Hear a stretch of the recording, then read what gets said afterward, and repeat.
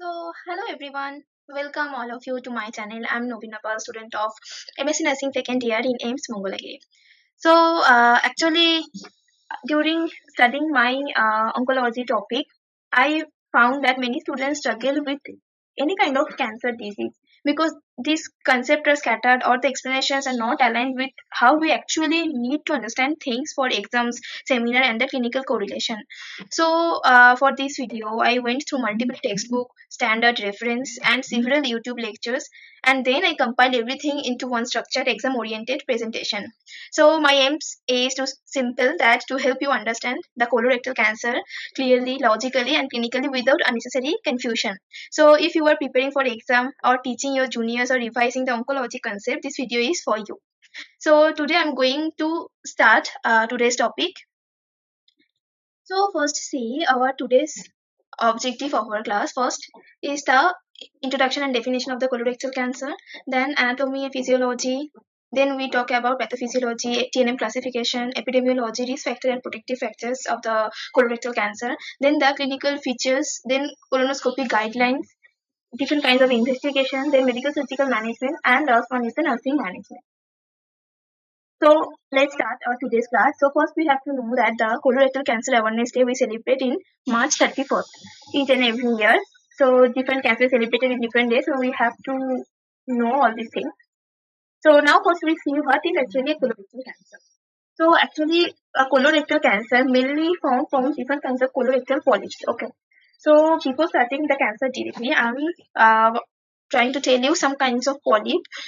So first we see that colorectal polyps, mainly four types of colorectal polyps are there. First one is the inflammatory types, second one is the hyperplastic types, and third one is the hematemesis side, and fourth one is the adenomatous types.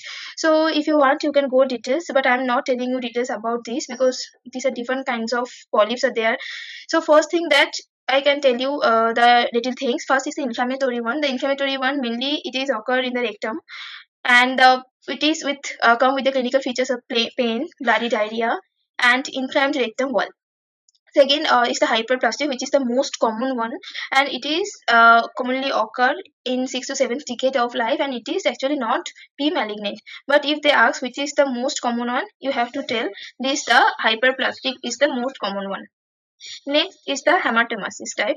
So again in hematemesis, there is different kinds of classification like single juvenile juvenile polyposis syndrome, Peutz-Jeghers syndrome, Cowden syndrome, Myers-Smith syndrome. So if you want to learn in details, you can pause the video and you can check these all kinds of types. So next thing, we start the colorectal cancer. So here we know that how colorectal cancer start. What are the risk factors is there. So then we saw the different kinds of polyp play a major role in colorectal cancer. Not all the polyps are malignant, but some polyps are malignant and some polyps are benign. So let's see that. First is the colorectal cancer. You know, it is the malignancy of the colon. Okay, and the rectum. So by name you can understand. And commonly it is developed through a adenoma carcinoma form. Next is that it is a major global public health problem and a leading cause of cancer related morbidity and the mortality. So if we see the risk factor, different risk factors are there like increasing age, mainly the old age people, then male sex are more commonly affected, family history, inflammatory bowel disease, unhealthy diet, obesity, etc. So in India, if you see now there is a CRC incidence is increasing, especially in the urban population, with many cases detected at the advanced stages. Next, we can see that this colorectal cancer is possible to cure through early detection and lifestyle modification. So we will learn later that what are the early detection or screening is there for colorectal cancer, because we have to keep in mind that in our different kinds of cancer, there are 3-4 types of cancer are there we can prevent through screening. Okay, like breast cancer through mammography and breast self examination, like cervical cancer through pap smear, and this colon cancer through the colonoscopy.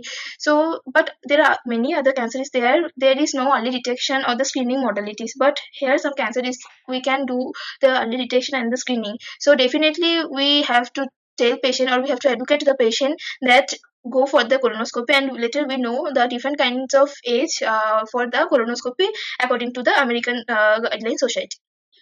Okay, so next see The definition. So according to the World Health Organization, colorectal cancer is a malignant tumor arising from the mucosa of the colon or rectum, most commonly adenocarcinoma in histological type. So now we need to focus on the epidemiology, why this is now important. First, if we see the global epidemiology, okay, so this colorectal cancer is the third most common cancer in the worldwide and the second leading cause of death. But if you see in Indian scenario, it is the sixth most common cancer and it is the seventh leading cause of the death. But if you see in the worldwide, it is too much create a impact. In our worldwide, you can also notice this Asia, Europe, North America are the most common zone for this colorectal cancer. So you all know already the anatomy physiology of the large intestine, but before starting the video, I want to aware you about some point.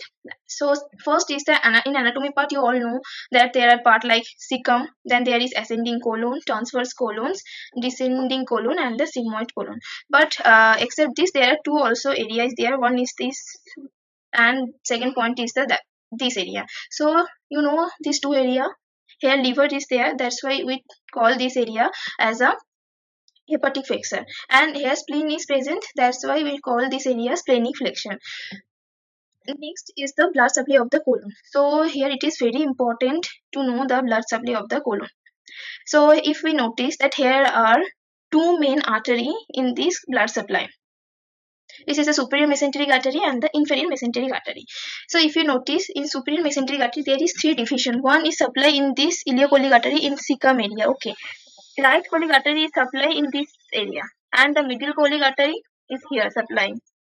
Same thing if you notice there is three part in the inferior mesenteric artery.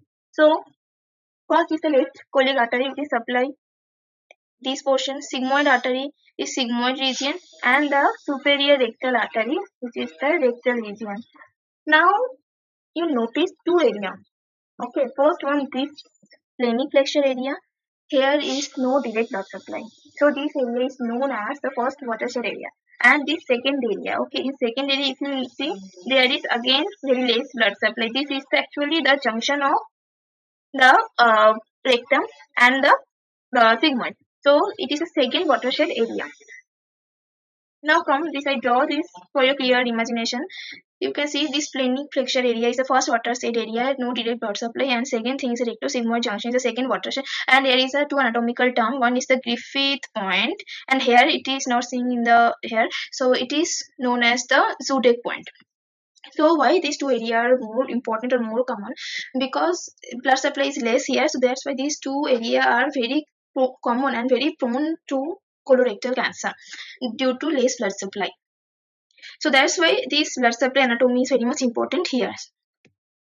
Next is the physiology of colon. You all know that as a colon play a very major role. First, it absorbs the water, electrolytes from the digested food, forming the solid stool. Second, it stores and propels the fecal matter towards the rectum for the elimination. Third, it is rich in beneficial bacteria which aid digestion and produce the vitamin. And fourth one is the its regular secretion absorption of the potassium chloride ion. So this physiology you have to keep in mind that if the question come from the colorectal cancer, what are the signs if you are able to see, then you can definitely able to tell these all things are hampered. What are the, because it's produce vitamins, so you can tell which vitamins are low for this colorectal patient. So this kind of clinical question they may ask. So from physiology you can definitely able to tell the answer. So now come to the risk factor. So let's see what are the risk factors is there for colorectal. First is the environmental factors. So environmental factors are the responsible about 80% for the colorectal cancer. Next is the genetic predisposition. So it's others 20% cases come from the genetic predisposition.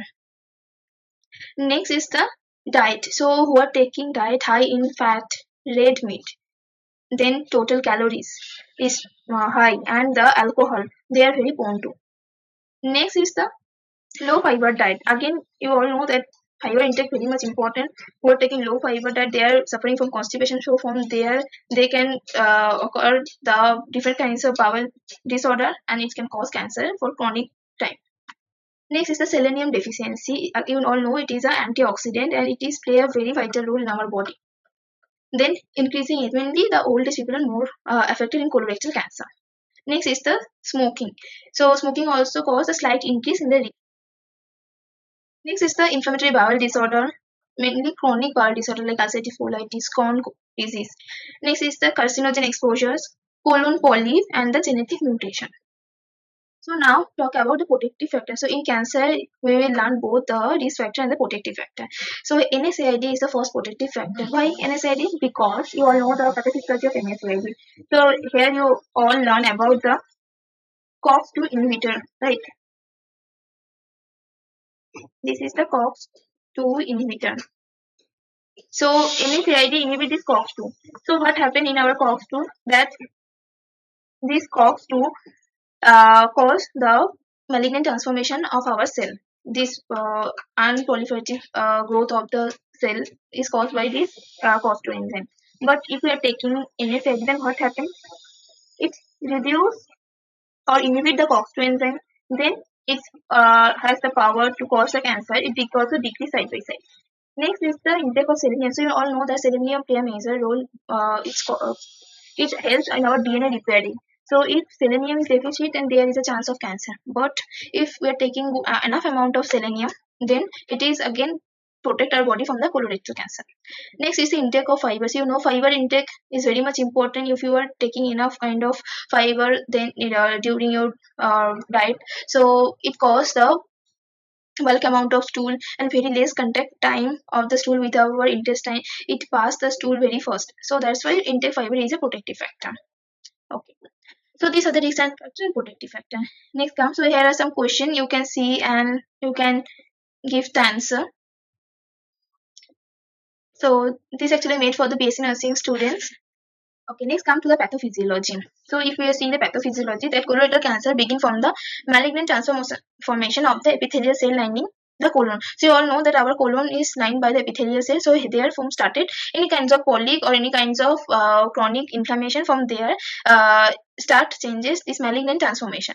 Then this malignant cell lost their normal control mechanism and governing growth and begin to proliferate uncontrollably. So now all the factors are there who are playing the role for the cell growth control. So now these all are lost. So now cells start to proliferate uncontrollably. Next, if you see, it slowly grows. Cancer start to grow within the colon wall. Slowly it invades the surrounding structure, the bowel layers. Now after that, the tumors are slowly enlarge. So when the tumor start to enlarge, it affect the surrounding tissue and slowly start to penetrate the nearby lymphatic channel, capillary faces, and it slowly enter into systemic circulation. Next is it spread through the lymphatic leads to the regional lymph nodes. So you know metastasis can occur in two types. If it is affect the lymph nodes nearby, then it is called the regional metastasis, or if it is affected the others organs, so it is called the distant metastasis like lung, liver, brain, these kind of things. Next, that this tumor growth is slowly and progressive. It's taking approximately 3 to 7 years to reach a clinically detectable size. So that's why most of the patients are coming in the advanced stage. So these are the pathophysiology. Now you tell me the most common site of the colorectal cancer. So the most common colonic site. So you all know that rectum is the most common site and the most common colonic site is the sigmoid colon. So for MCQ purposes, these all are the very important things. So now let's see the clinical features. Okay. So cancer may occur in the right side of the colon or the left side of the colon. So based on the side, our sign symptom is also different. So now think about first the right side of the colon. So most probably and almost the right side of the colon cancer are ulcerative in nature. Okay, but in left side is not ulcerative in nature. And there is occult blood loss in stool. That's why patients will come with the symptoms of iron deficiency anemia. And also you can see the other sign symptoms related to anemia like fatigue, weakness, unexplained weight loss, vague abdominal discomfort and bloating. And the important things you have to keep in mind that the bowel habit change, it is occur in the last stage of the colon cancer. Means it's occurred late, not the early. But same thing if we see in the left side of colon cancer, then first sign and symptom, the patient will come with the change in bowel habit. Maybe coming with constipation or the diarrhea. And there is a visible blood in stool. In right side there is occult blood loss and left side there is a visible blood loss in stool. And the stool, if you see, it is the narrow or ribbon like stool is there. And also patient will come with abdominal pain, cramp, feeling of incomplete evacuation, early intestinal obstruction symptom is also there. Now let's see the clinical features when it is metastasis.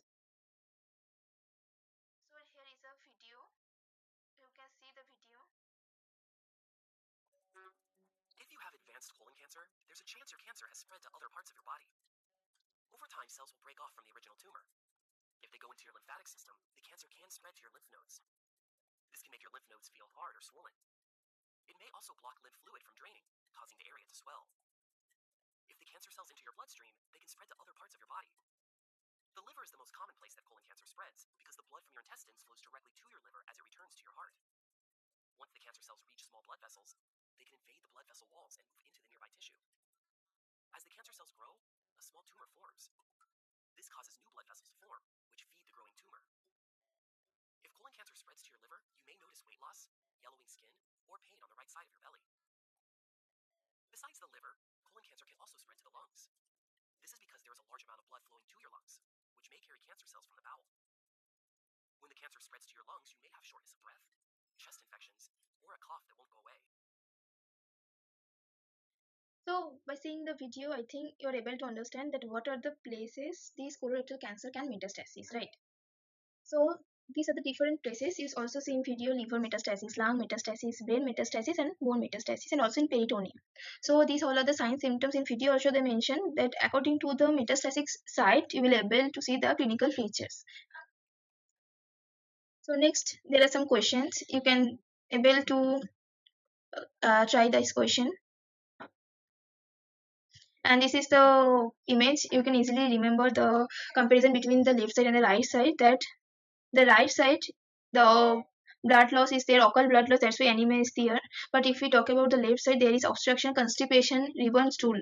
So right side beat quietly and left blocks the loudly. So this seeing the image, you can easily write in your exam. So next come to the TNM classifications. So first I want to tell you that most commonly for the cancer, all kind of cancer, the TNM classification, especially the T, means the tumor. So we categorize by the tumor size. So it is T1 or T2 according to size we tell. But any kind of GI cancer in TNM classification, we classify this T1, T2 according to their invade power, how much muscle layer, mucosa, submucosa they invade. According to this, we classify this TNM classification. But other cancer according to tumor size. So here you can see the TIS, you all know, means carcinoma in situ. T1 means when the tumor invades the submucosa. T2 means muscular propria up to the reach. T3 means they invade muscular propria into the pericolorectal tissue. Then T4 means visceral peritoneum. Next come to the regional lymph node M. So N0 means no regional lymph node metastasis. N1 means metastasis 1 to 3 regional lymph nodes. Then N1, A, B, C according to number of lymph nodes are affected. N2 means more than 4 lymph nodes are affected. Next is the M for distance metastasis. So here M0 means no distance metastasis. M1 means distance metastasis present. And according to MABC, you can see that according to organ, how much organ it is affected. According to this, we classify ABC. So according different cancer have the different classification. So for BSc, it is not that much important. But as MSc students, you can try to recall. Okay, it is not possible, but you can try this. Next come to the investigation. So there are different screening investigation for this colorectal cancer. Let's see all this. First is a digital rectal examination is there. FOBT, fecal occult blood test. Then flexible sigmoidoscopy.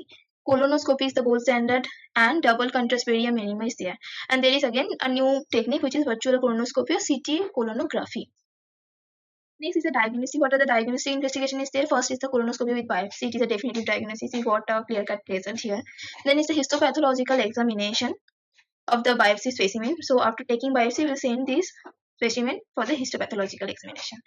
Then some laboratory investigation for CBC because there is a anemia, right? Then liver function test, like liver is involved or not, do metastasis into the liver or not, to know these all things. Then CA, it is a tumor marker. Okay, carcinomembryonic antigen. This is a tumor marker for the colorectal cancer. So again, these are the very important. You can remember for the MCQ purposes. Next is the imaging investigation. So mainly for all cancer, we mainly send patient for CT scan or PET scan. Why? Mainly to know the staging. Because from biopsy we came to know that cancer is present or not. But how much is spread, how much is invade the surrounding tissue, and in which stage patient are present, to know these all things we send for the imaging investigation. So first here is the chest X-ray. We can send if lung metastasis is there. CT scan abdomen and pelvis if it is spread locally, and the liver metastasis for these cases. CT scan for chest for distant metastasis. Then MRI ultrasound for the abdomen, bone scan, CT, MRI, brain. So these are things we can suggest. Next is the evaluation of metastasis. Like here we send liver biopsy, needle biopsy. So these are the question you can try to give answer. Like according to American Cancer Society guidelines, routine colonoscopy screening for the average risk for adults. At which age we can suggest a patient to start the colonoscopy. So this is the year of 45. Next is the which is the standard investigation for gold standard. So just now I tell this is colonoscopy and the biopsy. So now see the colonoscopy screening guidelines. So according to American Cancer Society, first thing is the begin at the age of 45. Previously guideline if you see it is the 50, but now officially it is 45. How often? Colonoscopy should be done every 10 years. Then up to 40, up to till 75, we can tell patient to do it routinely. Then 76 to 85 years, this screening should be individualized. Then is the above 85 years. Okay, if a patient come with the above 85 years, screening is not recommended for this kind of patient. So these are the guidelines for exam purpose. Also, you can recall all these things. They can ask question in MCQ. Now there is again a last guideline is for the high risk individual. So if high risk means first degree relative with colorectal cancer, then a family history of colorectal cancer at young age, then history of adenomatous polyp, then ulcerative colitis, Crohn disease, and the hereditary syndrome. So these all things, if a patient have, then they are the high risk patient. So for this, we can suggest patient to start at 40 years or the 10 years earlier than the youngest affected relative. Means if my family there is anyone affected in cancer in 45 years of age, then 10 years earlier means from 35 years we suggest the patient to start colonoscopy. So next is the management of the colorectal cancer. So for this colorectal cancer, we learn details, all the management. But here, for your understanding, just first see a video, then we will discuss one by one all management. Colorectal cancer include surgical procedures, chemotherapy, and radiation therapy. Early cancer or polyps may be removed during a colonoscopy. During this procedure, a flexible tube will be inserted through your anus. In most cases, if a polyp is found, it will be removed. If a small area of cancer is found, it will be removed. For larger areas of cancer, you may need to have a surgical procedure to remove the affected part of your large intestine. Your surgeon may remove part of your colon, or part or all of your rectum. Nearby tissue, such as lymph nodes, may also be removed to see if cancer has spread there. In most cases, the remaining ends of your large intestine will be reattached. But sometimes the surgeon will not attach the remaining ends right away. Instead, a procedure may be done to attach the top end of your large intestine to an opening in the skin of your abdomen, and the bottom end will be closed with staples or sutures. This new opening in the skin allows solid waste to empty into an attached bag. Usually, the opening is temporary. If temporary, the ends of your large intestine will be reconnected in a later procedure. Chemotherapy, radiation therapy, or both may also be recommended, either before or after a surgical procedure. Chemotherapy uses drugs to attack and kill cancer cells. Radiation therapy is often used along with chemotherapy. The high-energy rays in radiation therapy attack and destroy cancer cells. So you already see what are the different treatments are available. This is a surgery, chemotherapy, radiation therapy. So now we discuss one by one. So first we discuss about the surgery. So the first primary treatment for a colorectal patient is the surgery. So there are different procedures there. So mainly we perform here the colectomy, which is hemicolectomy, and it is maybe right or left according to the cancer location. So here what we remove, you can see we remove the affected bowel segment, means which part that cancer is, we remove that particular part of the colon. Then the associated blood supply. In starting I teach you the blood supply, so we have to need this blood supply also. Then the regional lymph node, if it is affected, then we have to cut this regional lymph node, or we need to remove this regional lymph node. And last thing is anastomosis, or need to be colostomy, either temporary or the permanent. So for you, already I draw. So first you see in the first image. First image is this one. So now think if this portion, the cecum portion, if the tumor is there, okay, then you go for the right hemicolectomy. So here you see how much portion you need to remove, and this is the SMS, the mesenteric, superior mesenteric artery. So here you need to cut these three blood supply of this superior mesenteric artery except this upper portion. Now if the tumor is in here, means this ascending part or this splenic fracture area, then we go for the extended right hemicolectomy. Okay, if see here you can see the extended right hemicolectomy we go for. Next is the transverse colon. If in transverse colon there is the tumor, then we'll go for the transverse colectomy. Okay, so in exam purpose also you can write this way. Next come to the tumor in the splenic fracture. If then we go for the left hemicolectomy. Here you can see the inferior mesenteric artery we cut first two artery. Only the last supply is there. And if there is the sigmoid area, then we go for sigmoid colectomy. So mainly what we do, we cut from here to here. Then we do anastomosis with this part to that, or otherwise we make a colostomy. We make outside this area and make a colostomy. So these are the surgical management for the colorectal cancer. Now come for the chemotherapy. So in chemotherapy there is different kinds of regimen is there. First is the FOLFOF means 5-fluorouracil polinic acid and oxalic acid we are giving. FOLFIRI we are giving 5-fluorouracil polinic acid and irinotecan. Capio means capacitabine and oxaliplatin. And there are some immunotherapy or the targeted therapy you can say. So these are the drugs like cetuximab, bevacizumab, pantimumab. So these kind of drugs we are giving for the chemotherapy. So I know for PhD student it is tough to recall, but for MSc it is definitely you have to recall all these things.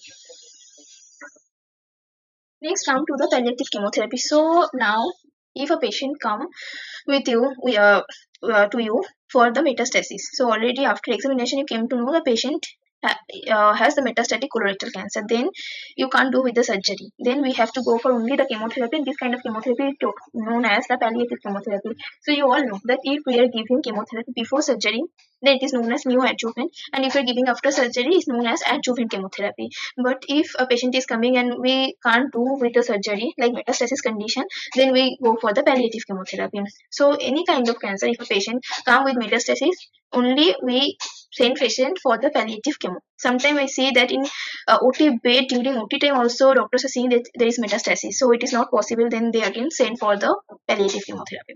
Next is the radiation therapy. So in radiation therapy, there is a limited role for the colon cancer. More commonly, it is used for the rectal cancer. So there are different supportive system and palliative care. So you know in oncology it is a huge area of palliative care. So what are the palliative care is there? Like first is the pain management. Okay. So any kind of cancer patient, there's a last stage or advanced stage. So we do nothing for this kind of patient, right? So for those only we do the symptom management. So we try to less pain, we give the pain management medication. We can give a good nutritional support. Then if there is anemia, then we give the medicine to manage the anemia. Then psychological counseling we can provide patient and the patient family member. Stomach care. So stomach care is a very important thing. You have to do it practically, and also you have to teach the patient, because some patient have the permanent, or if it is temporary also, then also they have to do the stomach care in home by themselves. Right. So stomach care and the education is very important. In later slide, I will show you about the stomach care. And last is the end of life care. So end of life care for the advanced disease. So you know there is a difference between the hospice care and the end of life care. Hospice care means 6 months before when we start, and end of life care means when patient are in the end stage. This is the difference between the hospice care and the end of life care.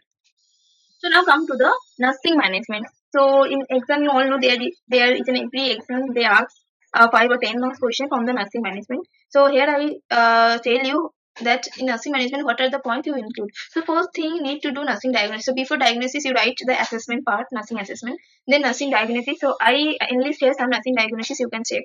So for a colorectal patient these all are the applicable. Then after nursing diagnosis you have to write the implementation or the nurse's role. So I talk about in details this nurse's role. So first nurses role come the important is the colostomy care. So I already keep a video for you. Please go and check the video.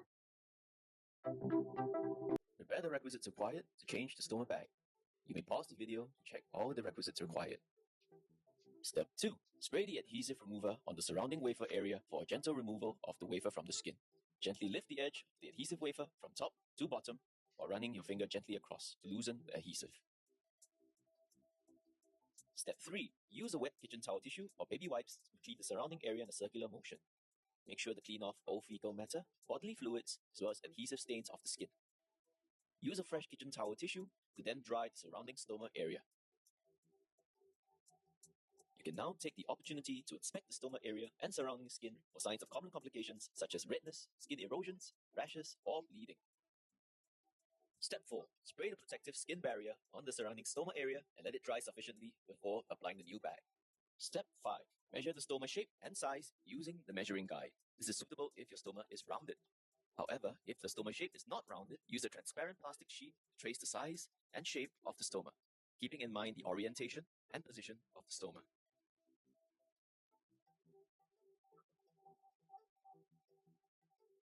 Cut the tracing line to create the template for your stoma bag cutting. Make sure not to leave any sharp edges along the template. Place your template over the stoma to test for the size. With that, your stoma bag should be placed over, flipped around, and trace the exact size of the stoma onto the wafer backing. Cut the marked area on the stoma bag wafer, making sure not to leave any jagged edges. The wafer needs to be cut according to the size of the stoma to prevent any skin irritation. Smoothen the cut wafer edge with a finger to ensure no jagged edges remain, and snip the surrounding wafer area with your scissors to allow better sticking onto the abdomen. Step 6. Apply the stoma adhesive ring to the skin around the stoma. You can stretch and knead your stoma adhesive ring to fit the size and shape of the stoma. Including a seal in the application of the stoma bag will allow better adhesion and prevent future leaks. Make sure to remove the plastic backing before applying the new stoma bag. Step 7. Align the stoma bag and apply it to the skin. Add extra pressure to the areas with adhesive to allow a more secure fit to the skin. Ensuring that the skin is clean and dry before application also helps for a much more secure fit. Remember to seal the opening of the stoma bag with the provided Velcro tabs. Remain in the same position for 10 to 15 minutes after changing the stoma bag. And make sure you wash your hands before and after every stoma bag change. Here are some extra tips on how to take care of your stoma bag. Okay, so you see the video of the colostomy. So now I have some colostomy bag. You can see that there are different sizes of colostomy bag is there in hospital setting, and this one is the adhesive. So here I have two adhesive. You can see this is 45 millimeter and this is the 70 millimeters. So this is in oval shape, and if you see this is the round shape. So if you see there is a yellow backside round shape, so this portion after measuring we have to cut. Okay, you see in video how they are taking the measuring. So after taking the measuring we need to cut this area, and then we need to add in the stoma side. So if there is a stoma, then we need to attach this in the stoma side. But yeah, there is something. Okay, this is the paste.